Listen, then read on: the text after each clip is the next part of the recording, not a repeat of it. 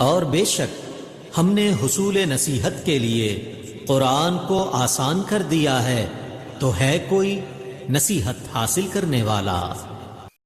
بسم اللہ الرحمن الرحیم۔ شروع اللہ کے نام سے جو بڑا مہربان اور رحم کرنے والا ہے۔ السلام علیکم ورحمۃ اللہ وبرکاتہ۔ کیسے ہیں آپ سب؟ میری دعا ہے اللہ تعالیٰ سب کو صحت و عافیت کی بہترین حالت میں رکھے۔ اللہ تعالیٰ آپ کے گرد گھومنے والے ہر شر کو خیر میں بدل دے، آمین یا رب العالمین۔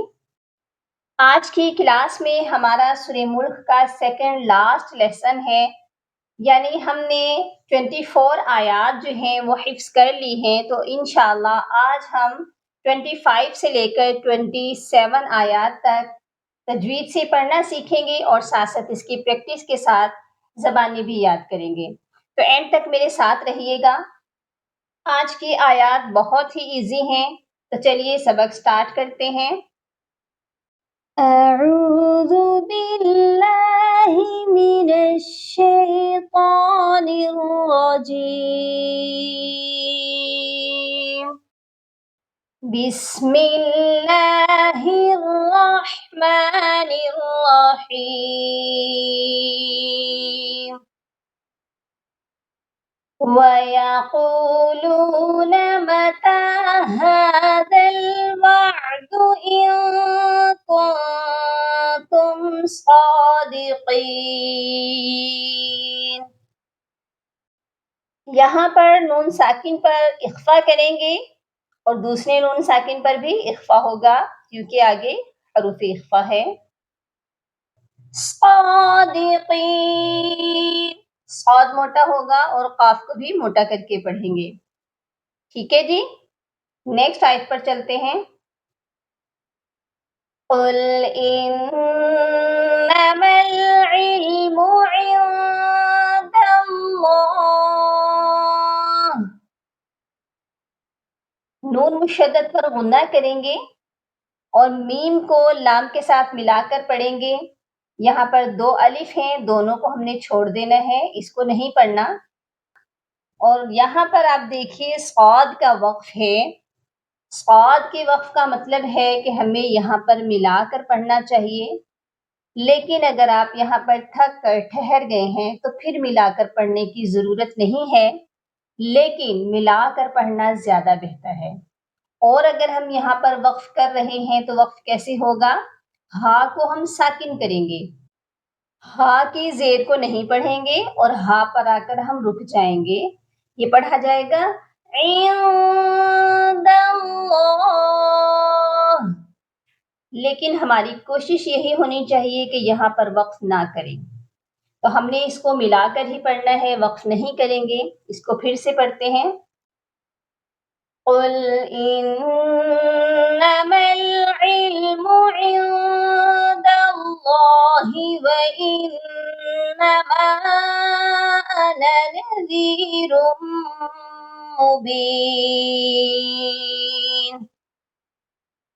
یہاں پر بھی نون مشدد پر غنہ کریں گے، اور ادھر دیکھیے یہ لفظ ہے انا، اور اس لفظ میں اکثر لوگ مسٹیک یہ کرتے ہیں، اس کے جو نون کے ساتھ الف ہے اس کو بھی پڑھتے ہیں، یعنی نون کو کھینچ کر پڑھتے ہیں، تو یہ غلطی نہیں کرنی۔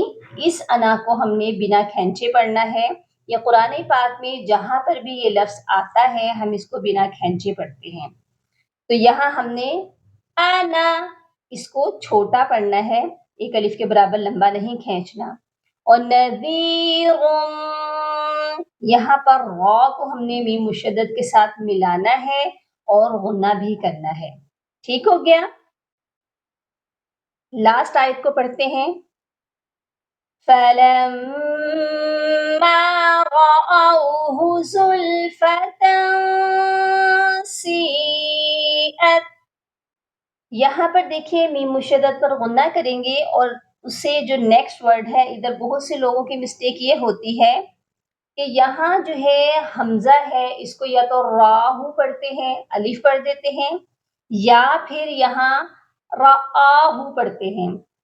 حمزہ کے ساتھ واو لین ہے، یہ بھی پڑھی جائے گی، اس کو ہم نے پڑھنا ہے راہو، اوکے جی۔ فَلَمَّا زلفتاً،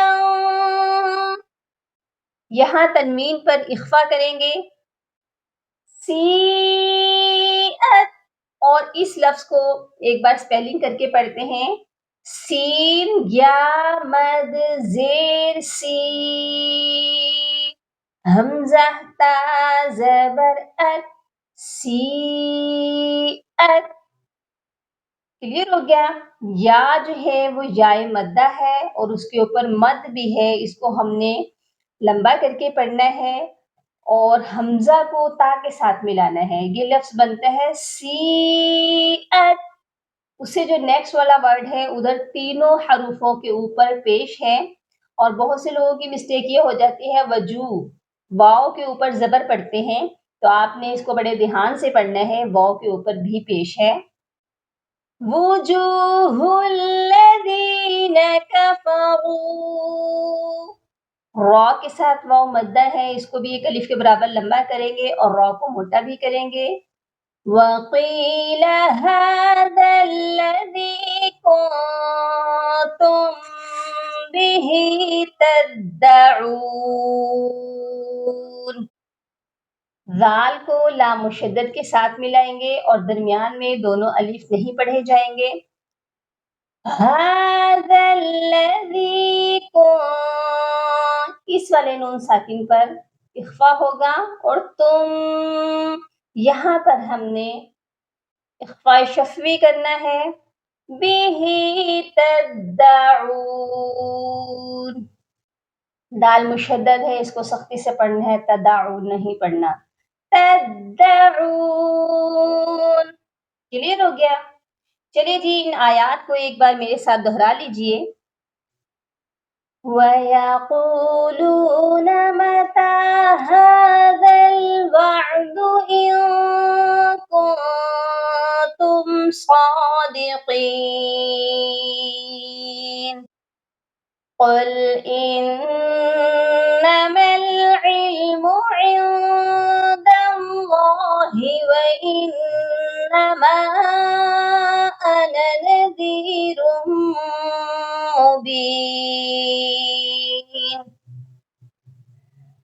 فَلَمَّا رَأَوْهُ زُلْفَةً سِيئَتْ وُجُوهُ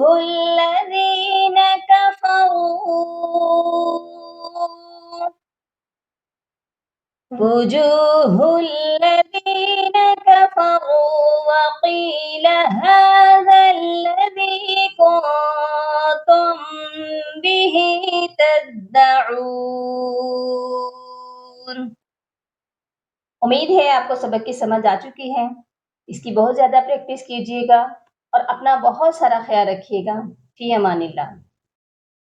اللهم فقهنا في الدين، اللهم بارك لنا في أوقاتنا، سبحان ربك رب العزة عما يصفون، وسلام على المرسلين، والحمد لله رب العالمين۔